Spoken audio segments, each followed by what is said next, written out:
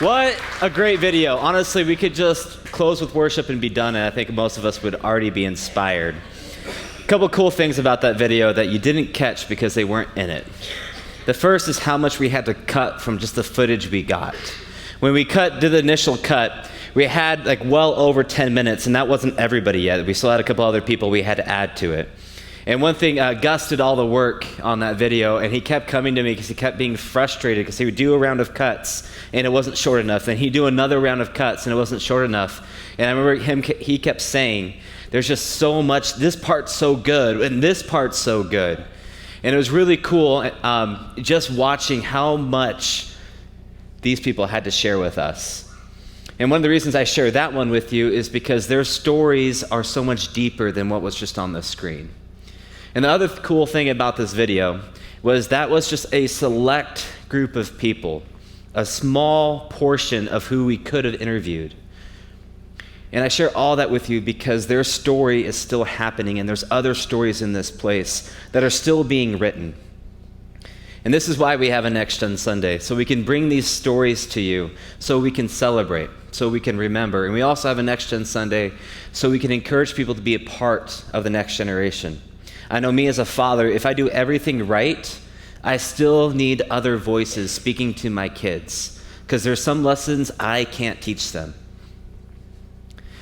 And I want you to just recall what last week was about. Last week, we were talking about generosity, and Josh Gray was preaching with us, and he talked about the importance of the party and the celebration. It's at the celebration that generosity is born. It repositions us so that we're not hands closed, eyes in, but now we're hands open and eyes up. Aaron will come back next week and he will finish the generosity series. And what you might be tempted to think is that this Sunday is a break from generosity, that we're taking a break from this series. And I would hope that you would consider instead that this is actually an extension of what generosity really means. Because all of these stories are only possible because of the generosity of you. And not just of your money, but of your time and your personal investment in the families of our community. So I'm excited about today. Are you? Awesome. You ready to get going? Okay, because we got some ground to cover. We're going to start in Hebrews 11. Before we get there, let me just remind you what Hebrews 11 is about. It's called the Hall of Faith. And the writer of Hebrews starts at the beginning of the chapter, attempting to define what faith is. And then he spends the rest of the chapter, the vast majority of it, giving example after example of what faith looks like in people's lives. And he starts with Abel and goes to Noah, goes to Abraham and Joseph, and then he gets to Moses. And I want to stop and I want to pause and look at this one section of Moses and what did faith look like for Moses. So let's read. Hebrews 11:23 states, "By faith Moses, when he was born, was hidden for 3 months by his parents, because they saw that the child was beautiful, and they were not afraid of the king's edict. By faith, when he was grown up, refused to be called the son of Pharaoh's daughter, choosing rather to be mistreated with the people of God than to enjoy the fleeting pleasures of sin. He considered the reproach of Christ greater wealth than the treasures of Egypt, for he was looking to the reward. By faith he left Egypt, not being afraid of the anger of the king, for he endured as seeing him who is invisible." This is Moses, and we're all familiar with Moses, the great deliverer of Israel, the man who stood against the most powerful man on the earth, Moses versus Pharaoh, and declared, "Let my people go." We've seen him in movies, we've seen him in children's books. This is one of those Bible stories that even people who don't go to church are familiar with. In the life of Moses, there are so many great examples of what he did by faith. But I wonder, why does he include in this section, as an example of faith, that he refused to be called the son of Pharaoh's daughter? I don't know if you've caught that before. If you ever considered, why is that in there? I mean, they could have talked about all the battles that he fought. They could have talked about bringing water out of the rock. There's so many great stories in that. Why this? I mean, this is the woman who saved him from the Nile. The woman who could have just let him go floating on by. The woman who not only pulled him out of the Nile, but the woman who actually invited him into her home and provided protection from her father.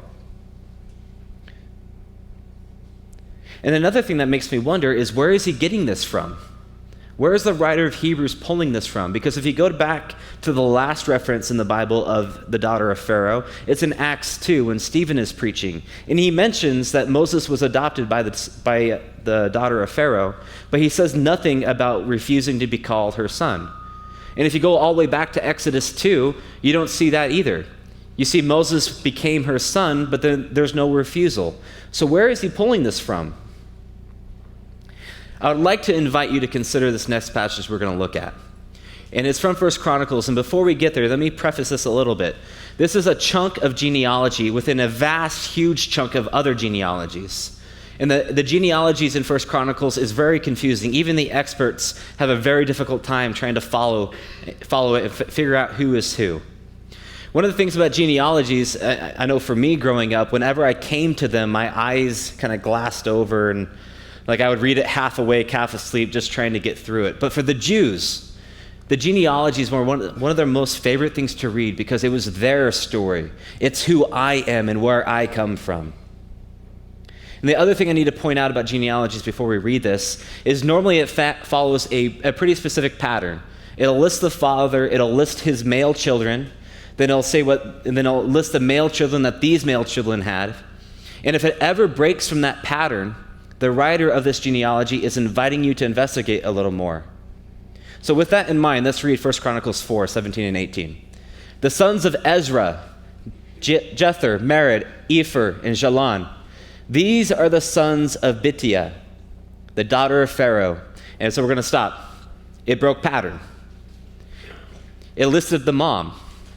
And that's not all too unheard of. It does it every once in a while. You can look at the genealogy of Christ, where it mentions some of the women that are in his genealogy, people like Rahab and Ruth. And when that happens, the writer has an intention here. So let's keep going.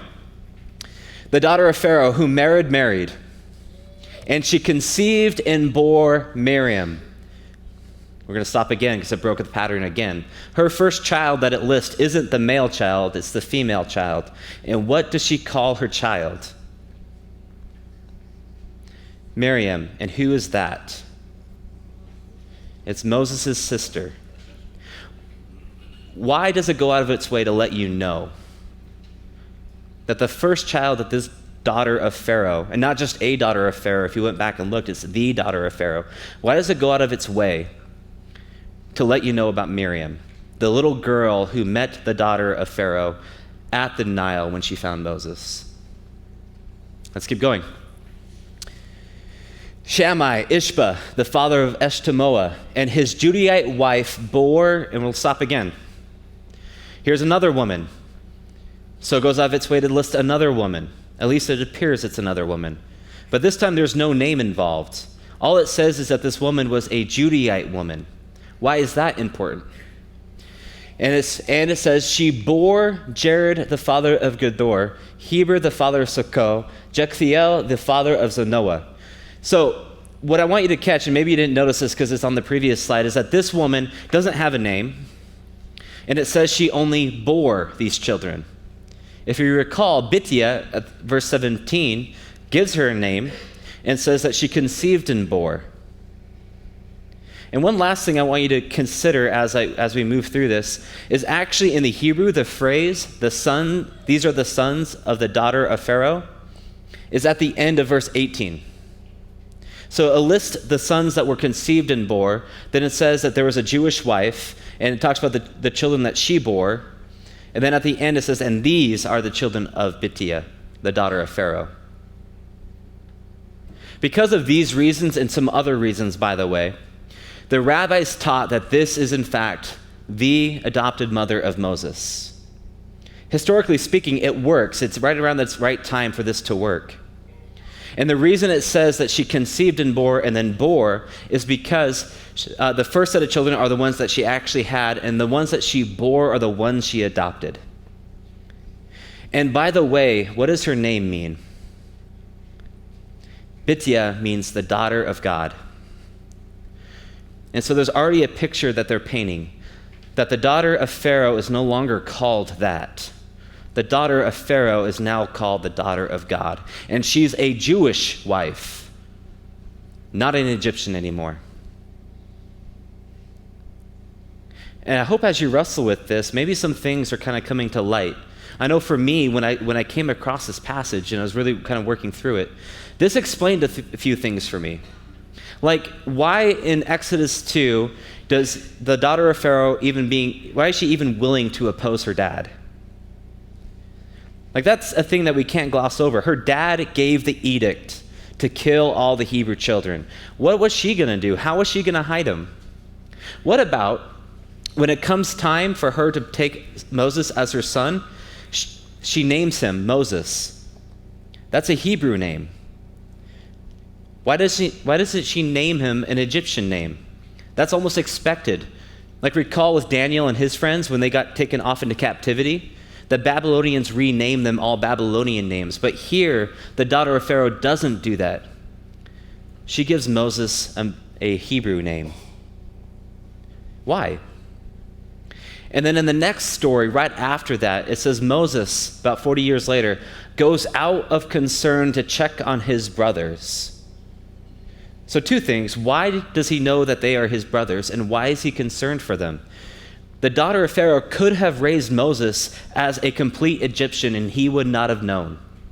From a young age, he was always her son. It would just be assumed. But she doesn't.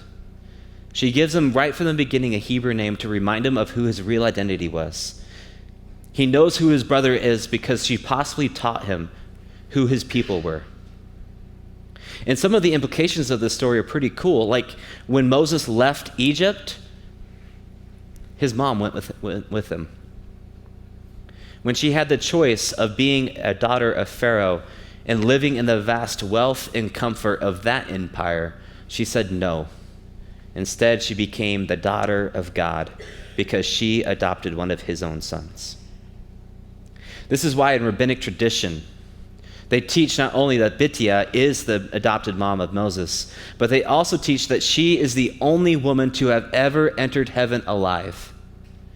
She is so revered because, they say, she saved one, and in so doing saved a nation.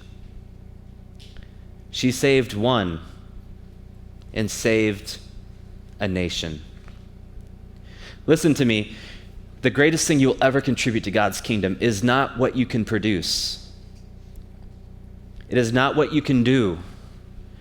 It is not how often you go to church. The greatest thing you will ever contribute to God's kingdom is someone you will raise. We don't know much about Bittia, but we know her son, and we know what he did. And I want you to imagine, before we kind of make this an ivory tower story and make it nice and pretty, imagine the tension Bittia had to go through. Who was she to oppose her father? What was going to happen when Moses got old enough and he started asking questions? And there's no father figure in Exodus 2. Either Moses' father is dead or he's working as a slave. There's that tension. Where's my dad? There's the tension that there's two mothers now. A poor Hebrew mom who had her son stolen from her, and another mother who is rich and Egyptian. That's a blended family.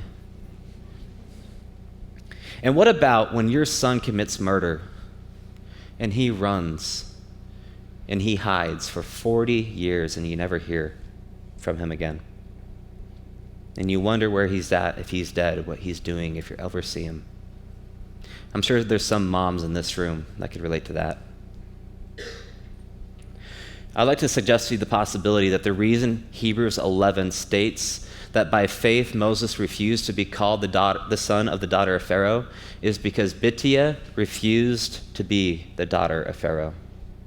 That the reason that he had the faith he had was because Bittia spoke truth into his life from the moment she took him in. And she could have just let him go on by. She could have made plenty of excuses.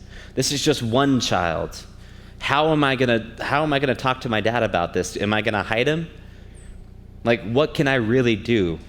But instead, she had her eyes up and she had her hands open and she brought him in. This is Bittia. And even if, let's just say, 1 Chronicles 4 does not actually talk about the mom of Moses, I think this makes the story even just a little bit more powerful.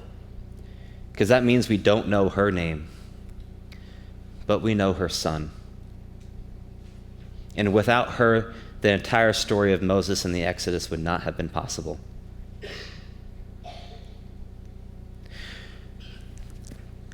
How does Hebrews 11 start when it talks about Moses' faith journey? What's the beginning point? It's not the burning bush. It is not when Moses comes into Pharaoh's court and says, "Let my people go." But it actually starts with, by faith, Moses' parents. That's where his faith started. And how does Hebrews 11 end? It ends with Hebrews 12, verses 1 through 3. Therefore, since we are surrounded by so great cloud of witnesses, let me just stop. This word for witnesses can mean spectator. It was used of those who would sit in the stands and cheer for some type of game that was being played. I think we have one coming up next week. Because we have such a great cloud of witnesses, and the author is directly talking about everyone that he's just talked about in Hebrews 11. All those people that have gone before us and showed us what faith looks like, because they surround us and they're cheering. Let us lay aside every weight and sin which clings so closely.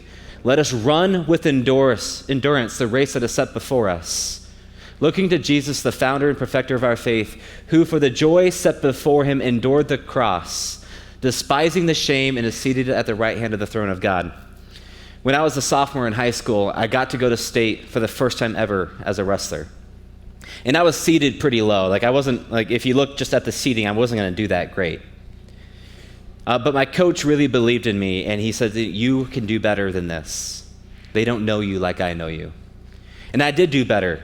I lost one match finally, and that put me in the bracket for the 3rd and 4th place. And I was doing well during that match. It was the end of the second period, and I was ahead 9-3. As long as I didn't make a mistake, as long as I didn't screw up, and as long as I finished hard, I had this match. And I would be the 3rd place finisher at state. And the ref says go, and right off the bat we tie up, and my opponent throws a head and arm. If you're not a wrestler or not a parent of a wrestler, basically it's like a headlock throw. And I've never been hit in that before, but this time he hits it, and he hits it good, and he hits it hard. And I find myself on my back staring at the lights. And if you're a parent of a wrestler, you know the tension already. If you're a wrestler, some of you have been there. And I have the rest of the 3rd period to go, a whole 2 minutes.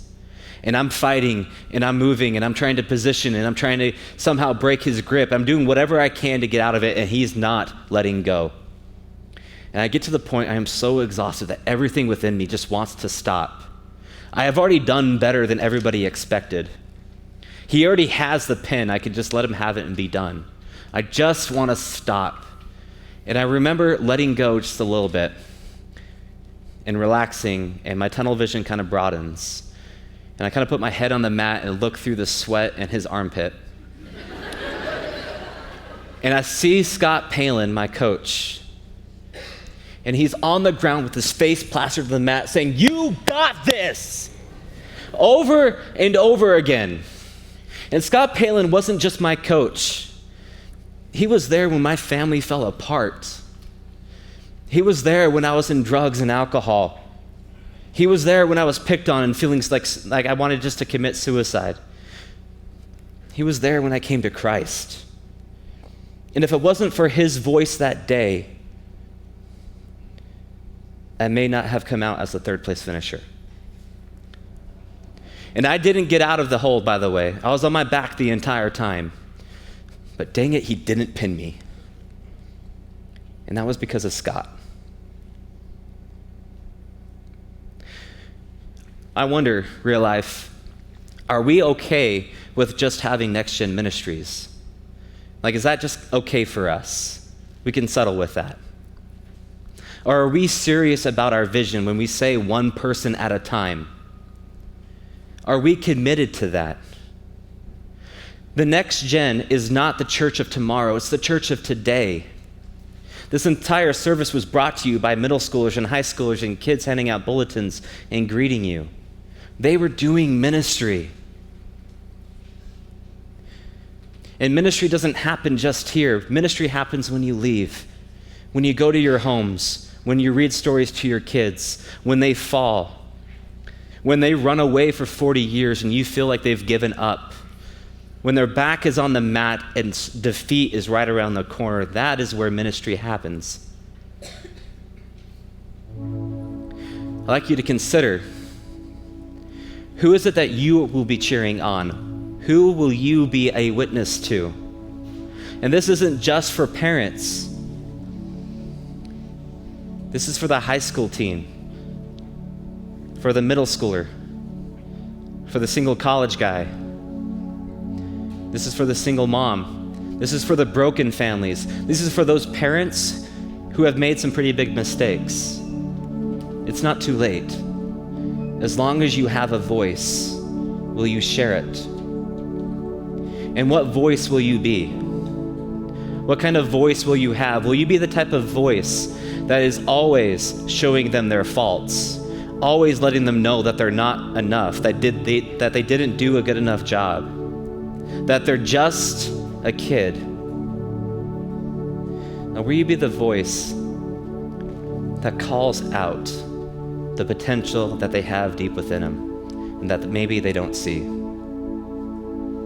Will you be a voice that reminds them that they're loved, that they're accepted, and that they are good? And what kind of story will you tell? What story will your life communicate? And what story will be told of you when you pass? Your wealth will be gone. Your inheritance will be divided up and assimilated, and no one will ever realize that this dollar bill that they are holding now was once yours. But the story of you will go on. Let's pray.